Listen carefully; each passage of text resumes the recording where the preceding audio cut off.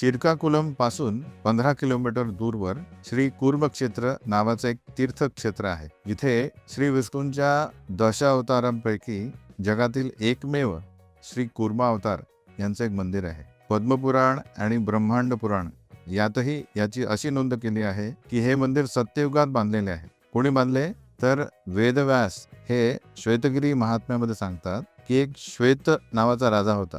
हा एकादशीच्या दिवशी आपल्या पत्नीशी म्हणजेच हरिप्रियाशी संग करण्याची इच्छा करतो. एकादशी व्रत भंग होईल म्हणून हरिप्रिया भगवंतांना प्रार्थना करते. तेवढ्यातच त्यांच्या महलातील एका बांबूमधून गंगेची धारा वाहू लागते. राजाला शेवटी कळतं आणि म्हणून पश्चाताप करण्यासाठी तो कठोर तपश्चर्या करतो. त्याच्यावर प्रसन्न होऊन कूर्मदेव त्यांना दर्शन देतात. कठोर तपश्चर्याने राजा थकून जातो आणि मूर्छित होतो. तेव्हा भगवंत आपल्या सुदर्शनने तिथे गोड पाण्याचं एक कुंड तयार करतात. शेवटी त्या कुंडाला श्वेतकुंड म्हणून नाव पडलं. राजा तिथे हे मंदिर बांधतो आणि महालक्ष्मी आणि गरुड देवही तिथे येतात.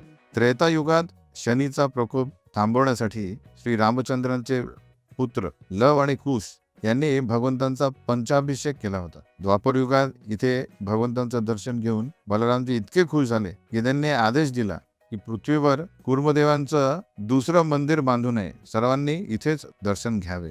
कलियुगात श्रीमान शंकराचार्यांनी त्यांच्या भेटीत आपल्या शालिग्राम संचातून एक सुदर्शन शालिग्राम शिला भगवंतांची शेपटी म्हणून अर्पण केली. ती अजूनही आपल्याला दिसते. 3 युग संपल्यानंतर कलियुग हजारो वर्षे झाल्यानंतरही इथे पाश्चात्य पद्धतीचा बदल दिसून येत नाही. इथे अजूनही हे एक सुंदर गाव आहे आणि तिथे विशिष्ट प्रकारची आध्यात्मिकता आपल्याला अनुभवायला मिळेल. हरे कृष्ण.